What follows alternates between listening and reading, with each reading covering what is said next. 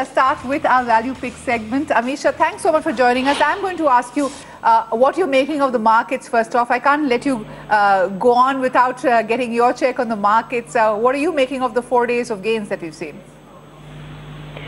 So I think that, at around current levels, a lot of worries seems to have been factored in from a complete euphoria that we were having, say, somewhere around January. Come June, and we are closer to ground in terms of all the realities, whether be it interest rate, be it the turnaround in the economy and growth coming back, etc., etc. So we feel that around these levels, the market may consolidate for a while, but at the same time, it provides a good opportunity over medium-term investments. To pick and choose the right investments at current level, it provides a very good opportunity. Right. It's not, according to us, a sell on rise market. It is a buy on decline market. Okay, and that's why you've given your insights into 5 stocks which you think are compelling buys. Now, before we get to that, Amisha, what has your criteria been? What are the basic factors that you're taking into consideration when you're looking at these stocks? So what probably we did is we tried to arrive at where are the key initiatives within the domestic economy which will play out first as compared to the other sectors where it may take a bit of a while. At the same time, the key factor we have seen is in all the companies that we are recommending or looking at, are their free cash flow generation going to increase over the next couple of years? Are their ROEs going to improve over the next couple of years? And we have also selected some select companies which is based on their own business cycle, where they are now fitting in a place where the growth momentum, free cash flow generation, ROE improvement will be much better over next 3 years as compared to past 3 years. That has been the key criteria to pick up some of these stocks. Your first pick is Larsen & Toubro with a price target of about 2025. It's currently at 1697.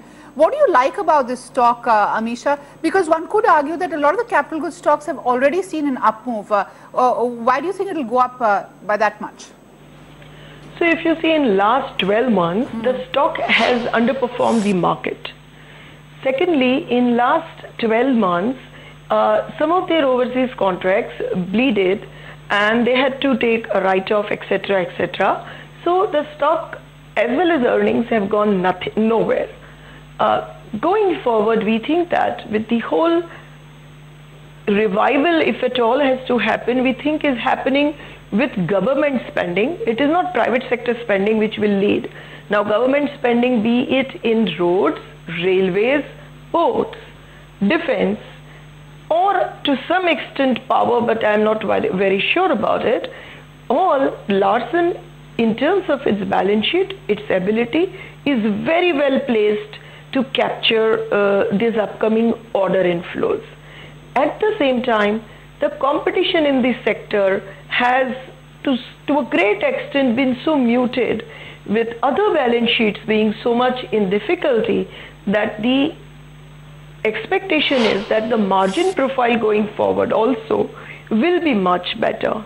So we are expecting, as compared to say 4 or 5% kind of earnings growth for last 2 years, 30% kind of earnings growth for next 2 years. And most importantly, the way now in some of the subsidiaries, they have got investments, say from Canadian Pension Fund in their infrastructure subsidiary, etc. The net and the working capital cycle slightly changing. We think that Larsen for last 2-3 years have not been generating free cash, which for the first time they did in FY15, nominal, about 300 to 400 crores, but 16-17 they will start generating reasonably good free cash. So that will be another positive point.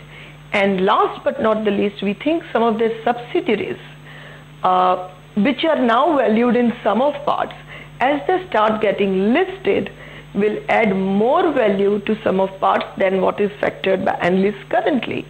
So all these 3 factors put together, we think it has got a lot of steam left in terms of offering good appreciation from current levels. L&T is an interesting story because the company announced a big restructuring a couple of years back, but got caught in the entire slowdown in the infrastructure space and the economy space. And now, as Amisha says, look out for that kind of unlocking of value. In fact, I want to go further, Amisha, because among the 5 stocks that you've listed out, L&T Finance is also a pick according to you. In fact, today we had a brokerage house that has given a pick on a lot of the housing finance companies, but L&T Finance is of course a totally different player. My question to you is, what do you like about L&T Finance at these levels? It's to some extent a coincidence that there are 2 Larsen companies at the moment, but particularly in L&T Finance, I think in terms of their portfolio mix, they have been undergoing restructuring in last 2 years. So based after that restructuring, which we think is right. So we'll come back to that. We seem to have a connection problem with Amisha, but we're talking about value picks, and still with me is Amisha Vora from Prabhudas Lilladher. She is sharing with us what Prabhudas Lilladher is telling its clients as the top picks in this very volatile and choppy market. We just covered L&T as a company. One of the top picks for Prabhudas Lilladher. Also, a top pick is L&T Finance. Amisha, when we got cut off, you were talking about how L&T Finance is a restructuring story. Take us through your view on that, and what is your target price on L&T Finance? So our target price is closer to 80 rupees from current levels in a 1 year's time frame from current price of around 62, 63, I believe. And we think that post the restructuring in terms of their asset mix that they have been doing, their provision requirement should come down, which can lead to A, 30% kind of earnings growth, and B, improvement in ROEs from about 10.5% to right up to 15-16% by FY17. So we think that at current valuations, which is closer to 1.4, 1.5 book, it merits a good re-rating.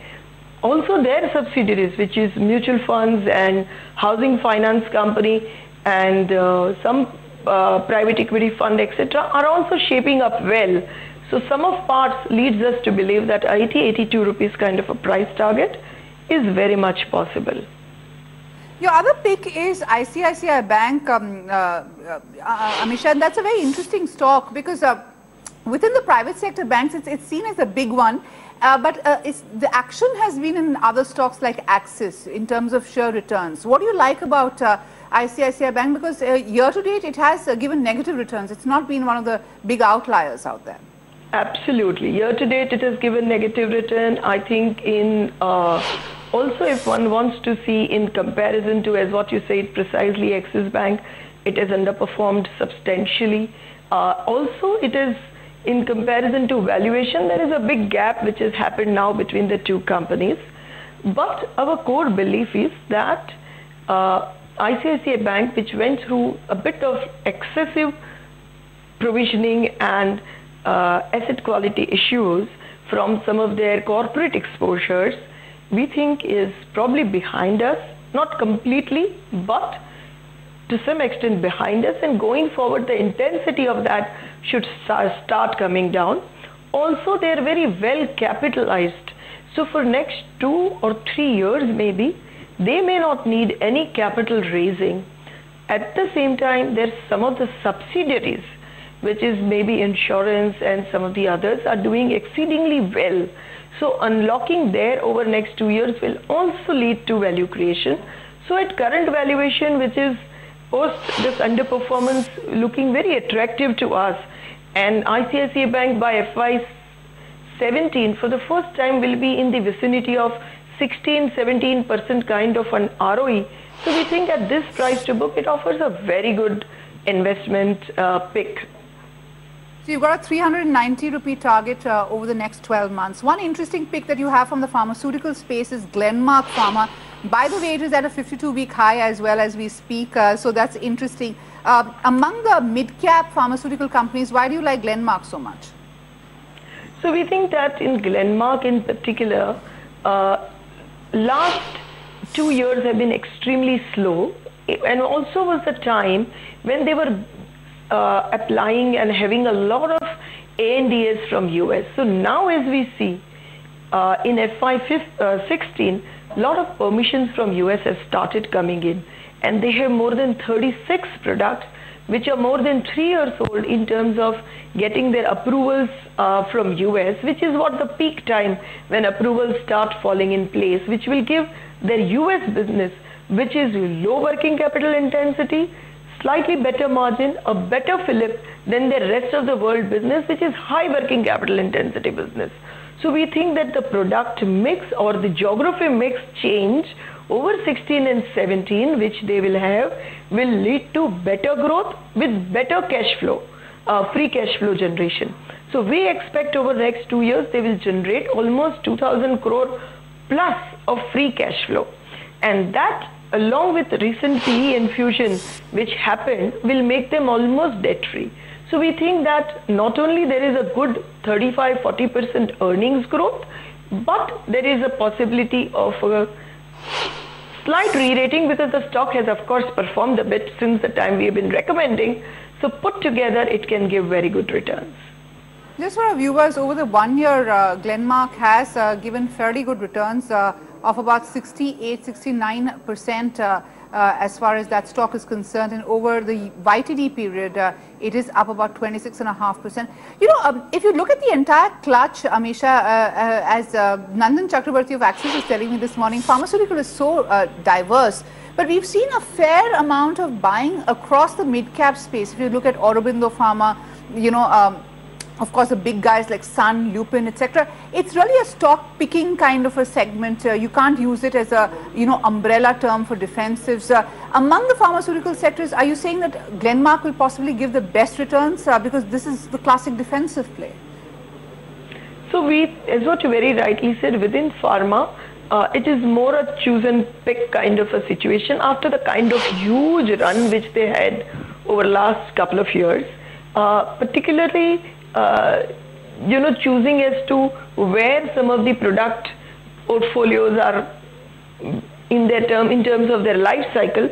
Of course, we cannot predict some of the inorganic moves which the players might do, but in terms of their product portfolio, which whatever little insights that we can have through our analyst and industry interaction, yes, we feel that Glenmark is still very well placed to probably offer one of the very good earnings growth, free cash flow generation growth, and despite having moved up reasonably well in last 1 year, if you will see over a 3-year period, it is not given as good a return. So we feel that over the next couple of years, 1 or 2 years, it will give, it still offers very good returns. The other pick that you have is KAC International with a price target of about 132, which is not very way off what it is right now. But what is interesting about this stock is that it has done very well year to date. It's turning out to be a bit of a favorite among a lot of analysts. So what has really happened is, if you will see, maybe just about last 20 days or 1 month back, I'm not sure, KAC was hovering around 9500 levels. And we've been recommending actually since then, but the stock is up 25%. And surprisingly, it's up another 5–6% today. So the price target seems pretty close. But what we have probably been recommending is because of a couple of reasons. One can probably wait for a good entry level, that's apart. But what we think is it's a reasonably sized, close to 10,000 crore kind of a size company in terms of their top line. At the same time, we feel that domestically, a good amount of traction will build in transmission sector, be it from power grid, be it from different states, as all the generation related issues, be it of coal mine allocations and etc. have been sorted out. So we see transmission sector doing very well domestically over next 3 years.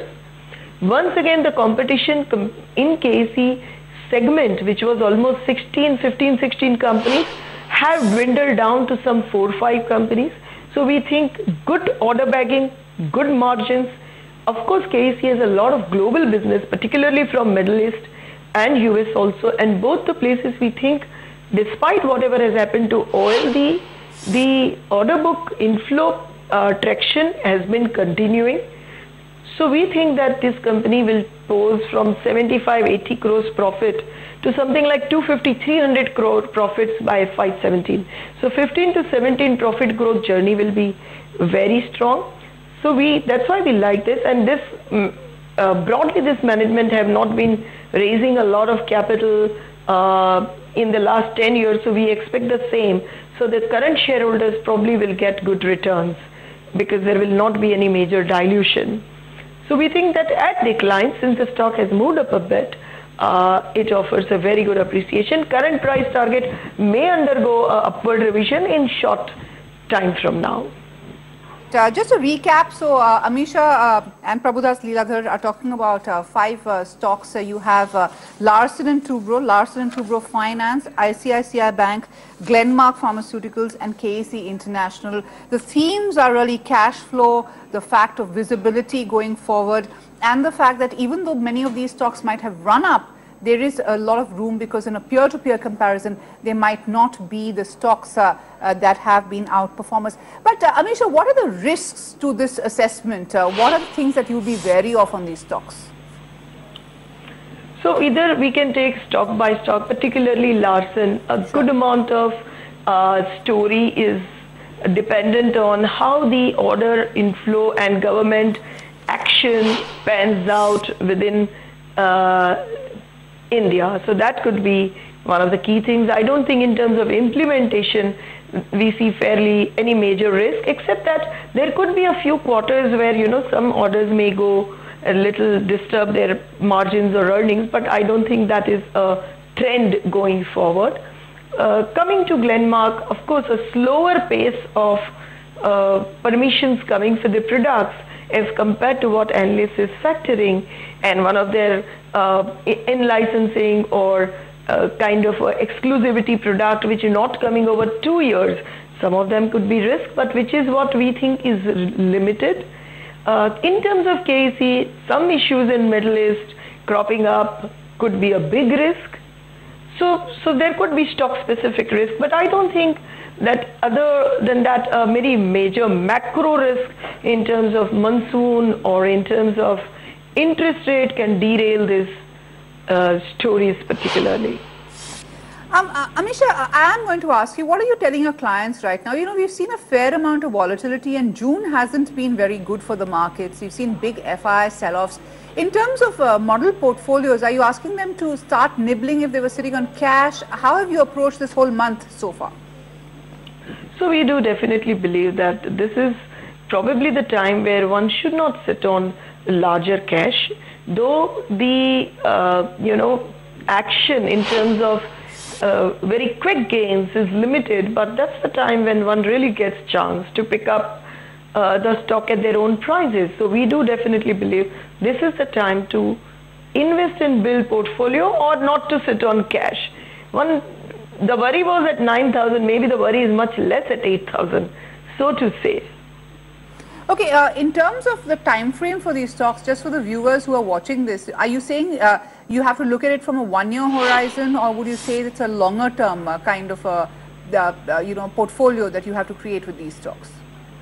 No, I think one-year horizon to start with is good, but one can review and of course stay invested for longer-term gains also. And I would also warn that any of these stocks, when it corrects more than 10 to 15% in a bracket of 15% and more, one should definitely review, because I'm sure when a stock like this corrects more than 15%, there is some fundamental change which has happened, which might also compel us to review our recommendation, and I may not be on the channel to discuss that. So a 15% correction is a warning signal that they should relook at their stock, any of these stocks which we are recommending at the moment. Question, Amisha, a lot of these targets, what level of the Nifty or Sensex have you taken with the one-year horizon? What is it predicated on for the broader markets?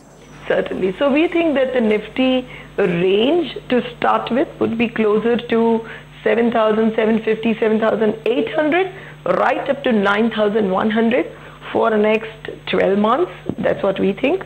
And of course, we have predicated on the Nifty levels of closer to, in 12 months' time, closer to 9,000, 8,900, something like that. Yeah, Amisha, always great talking to you. Thank you so much for joining us and taking us through your picks. Those are the value picks from Prabhudas Leeladhar and Amisha Vora. Thanks so much for joining us. We'll be back again tomorrow with